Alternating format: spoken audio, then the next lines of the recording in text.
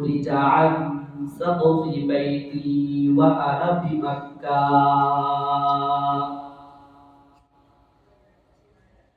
আমি আল্লাহর রাসূল সাল্লাল্লাহু আলাইহি ওয়াসাল্লাম মক্কায় অবস্থান করতেছিলাম। হাতিমে কাবার পাশে উম্মে হানির ঘরে আমি অবস্থান করতেছিলাম। তখন হযরত জিবরিল আমিন আলাইহিস সালাতু ওয়াস সালাম আমার ঘরের ছাদকে বিদীর্ণ করে আমার সামনে আয়েশা হাজির হইল।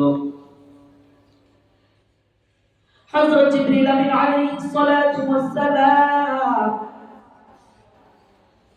ঘরের দরজা দিয়ে প্রবেশ করে নাই, বরং ঘরের দরজার পরিবর্তে ছাদ উপর দিক থেকে ছাদকে বিদীর্ণ করে আয়েশা আল্লাহর রাসূলের সামনে হাজির হইল।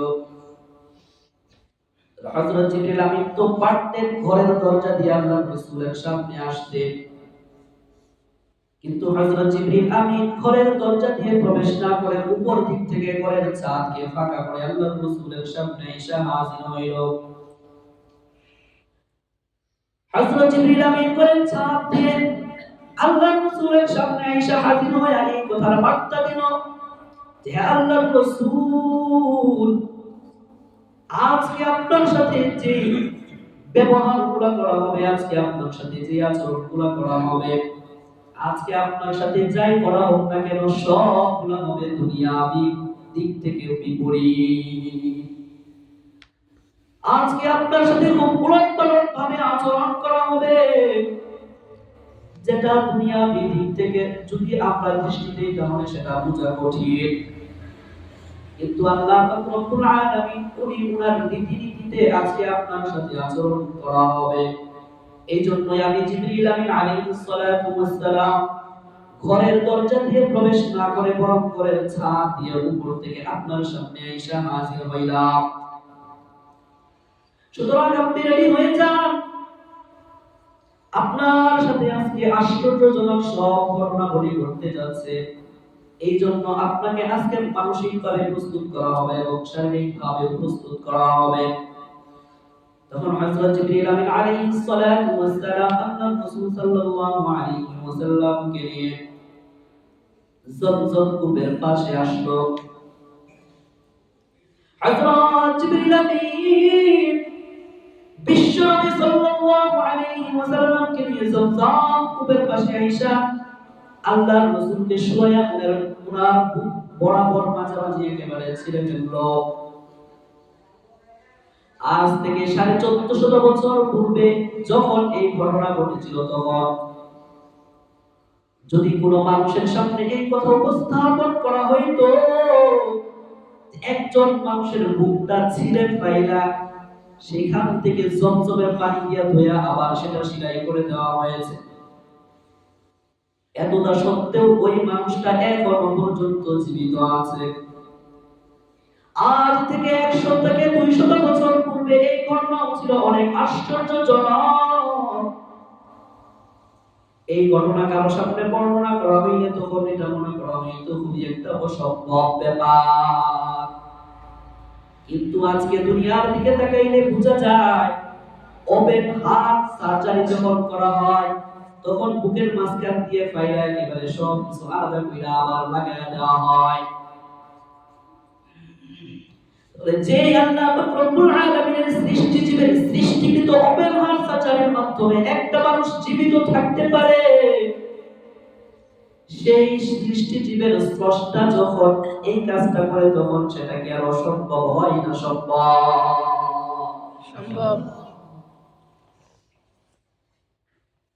আল্লাহ তাআলা যে ইসরা এবং মিরাজের ঘটনার শুরুতে সুবহান শব্দ ব্যবহার করেছেন, এই সুবহানের দ্বিতীয় ধাপ হচ্ছে এটা। এক নাম্বার ধাপ ছিল হযরত জিবরিল আমিন ঘরের দরজা দিয়ে প্রবেশ না করে ঘরের ছাদ দিয়ে প্রবেশ করেছেন। দুই নাম্বার আশ্চর্যজনক হলো আল্লাহর রাসূল সাল্লাল্লাহু আলাইহি ওয়াসাল্লামকে জমজম কূপের পাশে শুয়াইয়া উনার বুকটা একেবারে ছিঁড়া বুকটাকে জমজম কূপের পানি দ্বারা ধৌত করে দিয়া আবার সেলাই করে দিয়েছে।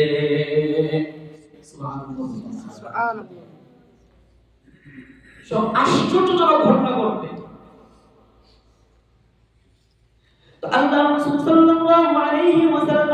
ওপেন হার্ট সার্জারির মাধ্যমে আল্লাহ রাসূল সাল্লাল্লাহু আলাইহি ওয়াসাল্লামকে ইসরা এবং মিরাজের জন্য প্রস্তুত করা হইল। দেখবেন বর্তমানে এখন যেমন যদি আকাশের দিকে কেউ ভ্রমণ করতে চায়, কেউ যদি বহির্বিশ্ব ভ্রমণ করতে চায়, কিছুদিন আগেও যখন করোনার সময় ছিল তখন ভ্যাকসিন দেওয়া বাধ্যতামূলক ছিল। ভ্যাকসিন দেওয়া ছাড়া আপনি অন্য দেশে যাইতে পারবেন না। ঠিক তদ্রুপভাবে বর্তমানে আপনি যদি অন্য কোনো দেশে সফর করেন তখন আপনার মেডিকেল নামক একটা পরীক্ষা করা হয়। এই মেডিকেল পরীক্ষার মাধ্যমে আপনার যাচাই বাছাই করা হয় যে আপনার শরীরটা কতটুকু ফিট আছে, আপনি অন্য দেশে যেতে পারবেন কিনা। তাহলে অন্য দেশে যাওয়ার জন্য আপনার যদি মেডিকেল একটা রিপোর্ট করা হয়, ঠিক তদ্রুপভাবে আল্লাহ রাসূল সাল্লাল্লাহু আলাইহি ওয়াসাল্লামের ইসরা এবং মিরাজের ঘটনার শুরুতে আল্লাহর রাসূলকে ইসরা এবং মিরাজের শুরুতে আল্লাহর রাসূলকে ওপেন হার্ট সার্জারির মাধ্যমে আল্লাহর রাসূলকে প্রস্তুত করা হয়েছে। তখন হযরত জিবরিল আলাইহিস সালাতু ওয়াস সালাম আল্লাহর রাসূল সাল্লাল্লাহু আলাইহি ওয়াসাল্লামের সামনে একটা বুরাক আইনা নাযিল করলেন। যে বুরাকটা ফাওকাল হিমার দুনাল বাও, যে বুরাকটা ছিল গাধার থেকেও বড় আর বুরাক থেকেও ছোট, যে বুরাকটা তার দৃষ্টিসীমার শেষ পর্যন্ত কলম বানাইতো। বর্তমানে আমাদের দৃষ্টির শেষ সীমা কতটুকু? আমরা এখান থেকে যদি খোলা আকাশের দিকে তাকাই তাহলে আকাশেরও আরো অনেক উপরে যে সূর্যটা দেখা যায় ওই সূর্যকে আমরা দেখতে পাই। তাহলে বোঝা গেল আমাদের দৃষ্টির সীমা সেই অনেক লক্ষ কোটি মাইল সেই সূর্য পর্যন্ত আমাদের দৃষ্টি যায়। ঠিক তদ্রুপভাবে রাতের বেলায় যখন কোনো ধরনের কুয়াশা থাকে না তখন আপনি আসমানের দিকে তাকাইলে দেখবেন অনেক ধরনের উল্কাপিণ্ড আছে, অনেক ধরনের তারকারাজি আছে। সেই তারকারাজিগুলো দুনিয়া থেকে, এই দুনিয়ার আসমান থেকে অসংখ্য অগণিত বড়। তাহলে সেই তারকারাজির দিকে আপনার আমার দৃষ্টি যায়। তাহলে বুরাকের একটা পা কোথায় পড়বে?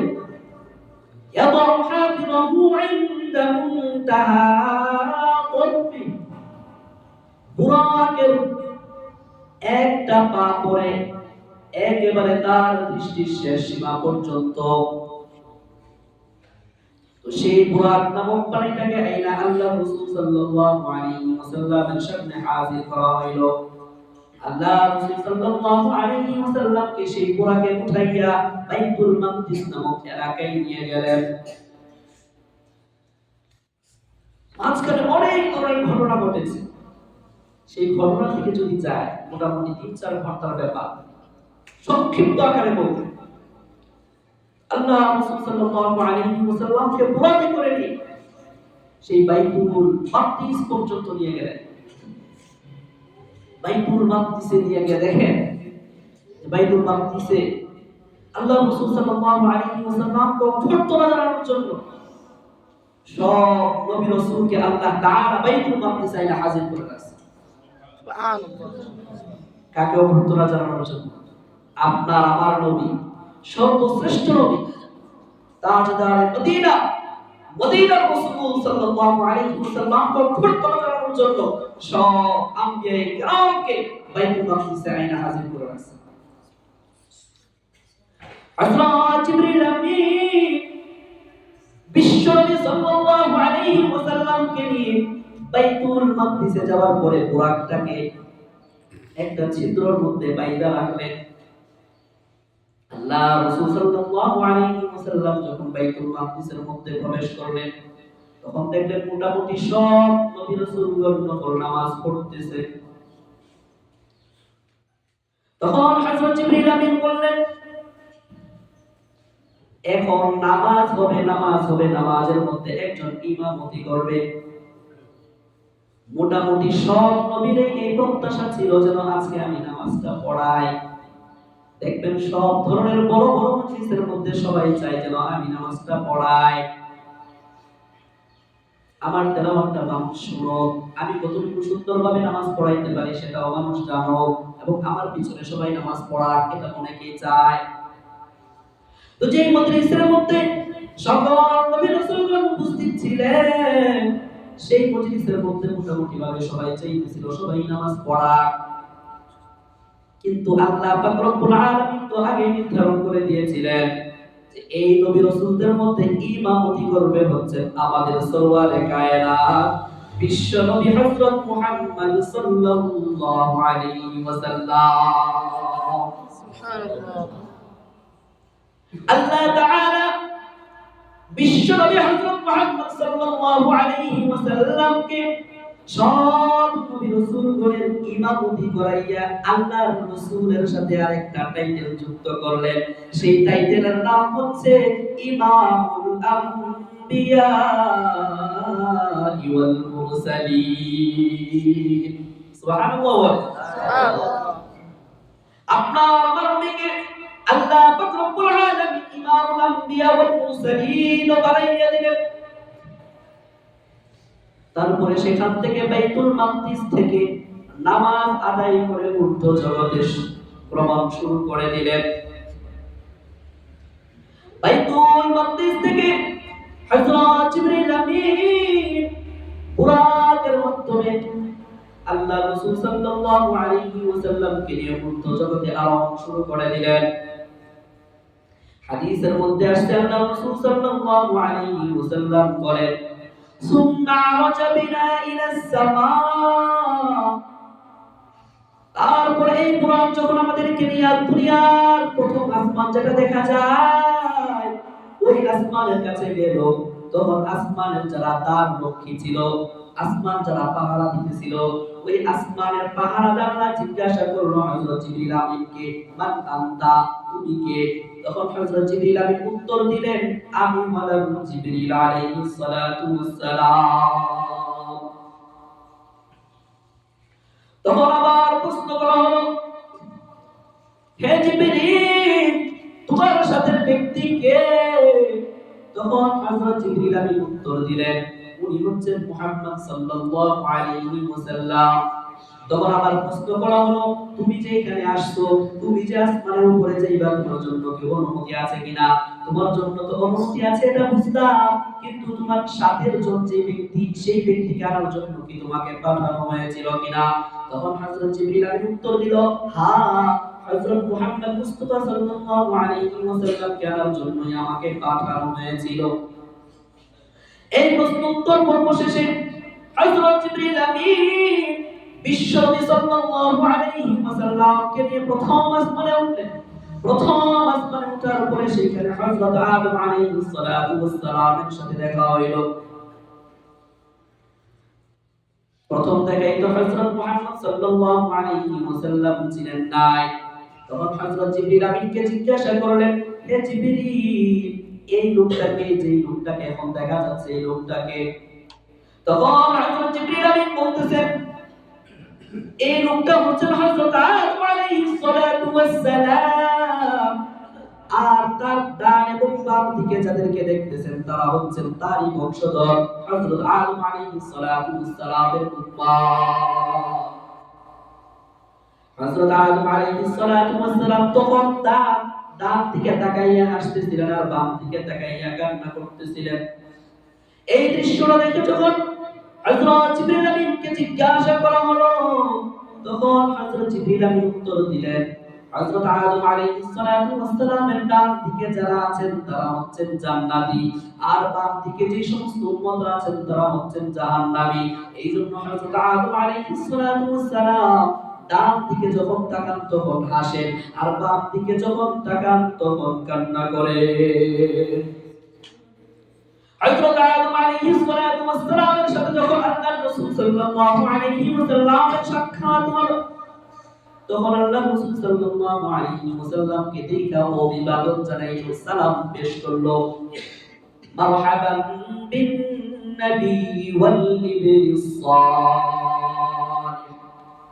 মারহাবা এ দু জাহানের সরদার সর্বশ্রেষ্ঠ নবী হযরত মুহাম্মদ সাল্লাল্লাহু আলাইহি ওয়াসাল্লাম প্রথম আসমানে আপনার আগমন শুরু।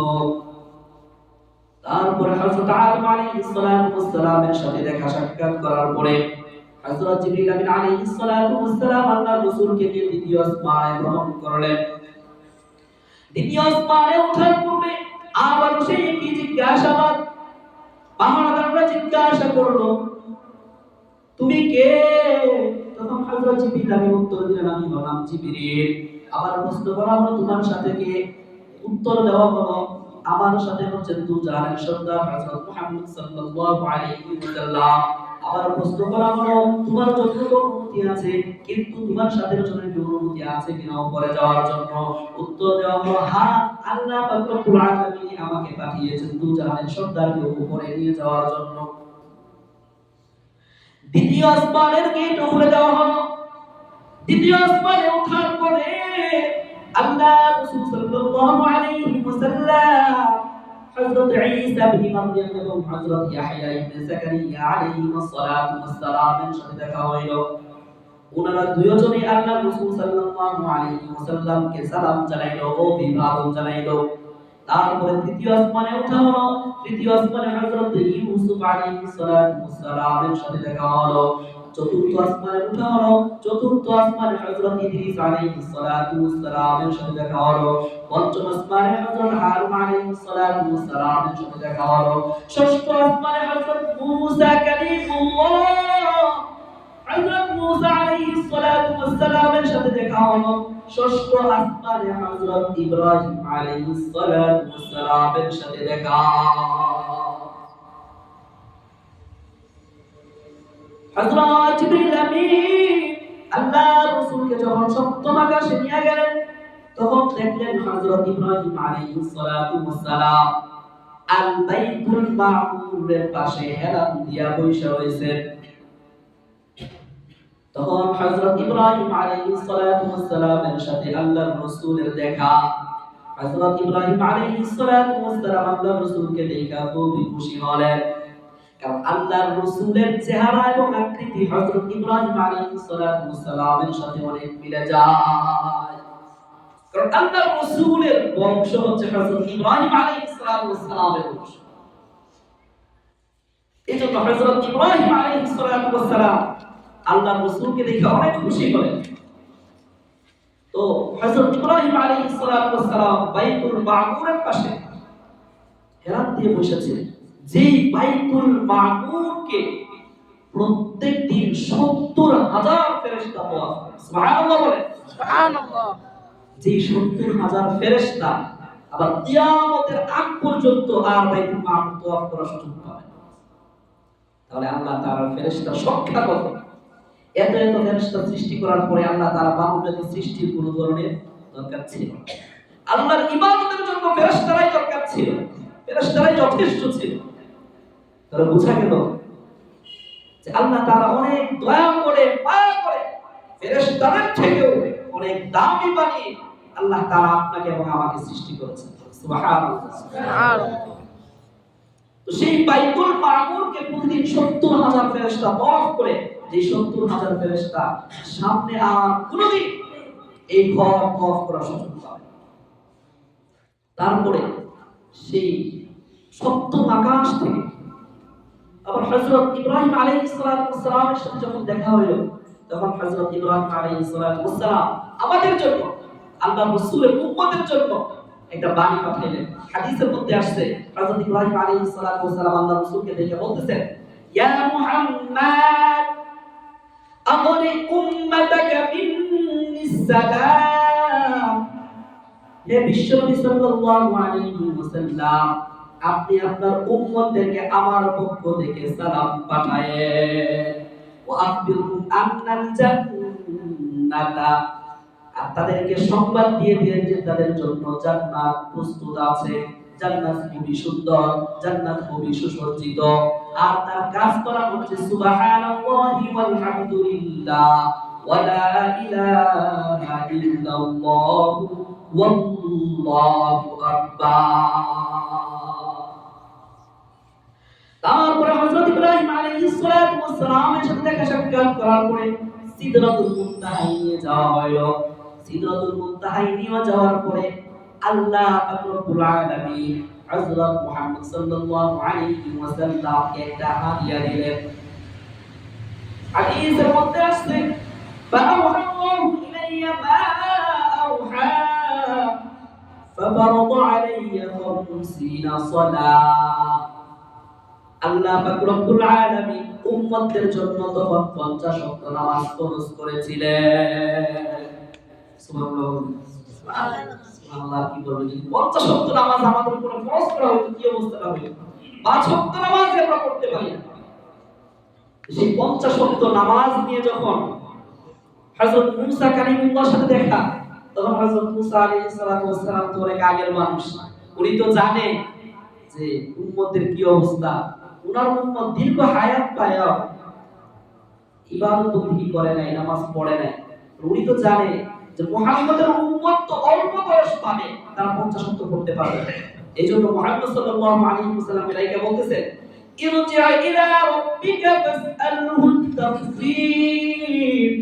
হে মুহাম্মদ, আপনি আপনার প্রতিপালকের কাছে আবার ফিরে যান, ফিরে গিয়ে বলেন আরো কমাইয়া দিতে, কারণ আপনার উম্মত এতগুলো ওয়াক্তের নামাজ পড়তে পারবে না।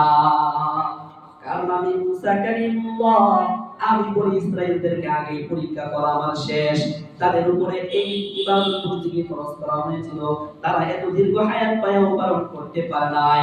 কিন্তু আপনার উম্মত অল্প হায়াত পায়ও এত ওয়াক্তের নামাজ জীবনেও পালন করতে পারবে না। সুতরাং আপনি আপনার প্রতিপালকের কাছে গিয়া বলেন আরো যেন কমাইয়া দেয়। এইভাবে 5 ওয়াক্ত করে কমাইতে কমাইতে একেবারে 5 ওয়াক্তের মধ্যে নিয়ে আসলেন। এই 5 ওয়াক্ত নিয়ে আসার পরে যখন আবার মুসা কালিমুল্লাহর সাথে সাক্ষাৎ, তখন মুসা কালিমুল্লাহ আবারও বললেন ইরজি ইলা রাব্বিকা ফাসআলহু তাফসীর ফা ইন্না উম্মাতাকা লা ইউতিকুনা দান। হে মুহাম্মদ, তুমি আবার তোমার প্রতিপালকের কাছে যাও, আবার বলো আর যেন আল্লাহ পাক রব্বুল আলামিন তোমার উম্মতের উপরে নামাজের সংখ্যা কমাইয়া দেয়, কারণ তোমার উম্মত এই 5 ওয়াক্ত নামাজও পালন করতে পারবে না। কিন্তু আল্লাহ রাসূল সাল্লাল্লাহু আলাইহি ওয়াসাল্লাম তখন উত্তর দিয়েছিলেন যে আমি এতবার আল্লাহ পাক রব্বুল আলামিনের কাছে গিয়েছি যে আর আমি আল্লাহর কাছে যাইতে খুব লজ্জা বোধ করতেছি, আমি আল্লাহ পাক রব্বুল আলামিনের কাছে যাইতে পারবো না। আল্লাহ রাসূল সাল্লাল্লাহু আলাইহি ওয়াসাল্লাম যখন উত্তর দিলেন, তখন আল্লাহ পাক রব্বুল আলামিন খুশি হইয়া ঘোষণা দিয়ে দিলেন, হে মুহাম্মদ, হে আমার প্রিয় হাবিব বিশ্বনবী সাল্লাল্লাহু আলাইহি ওয়াসাল্লাম, আপনিও শুনে রাখেন, আপনার উম্মত যদি এই 5 ওয়াক্ত নামাজ পড়তে পারে, তাহলে আমি আল্লাহ তাআলা ওই যে 50 ওয়াক্ত যে প্রথম ফরজ করেছিলাম, ওই 50 ওয়াক্ত ফরজ নামাজের সওয়াবে আমি 5 ওয়াক্তের মধ্যে দিয়ে দিব। আল্লাহ তাআলা আমাদেরকে হতাশ করেন নাই। 50 ওয়াক্ত ফরজ করেছিল, তারপরে 5 ওয়াক্তের মধ্যে কমিয়ে এনেছে। এখন 5 ওয়াক্ত কেউ যদি পালন করে তাহলে 50 ওয়াক্তের সওয়াব আল্লাহ পাক রব্বুল আলামিন করেন।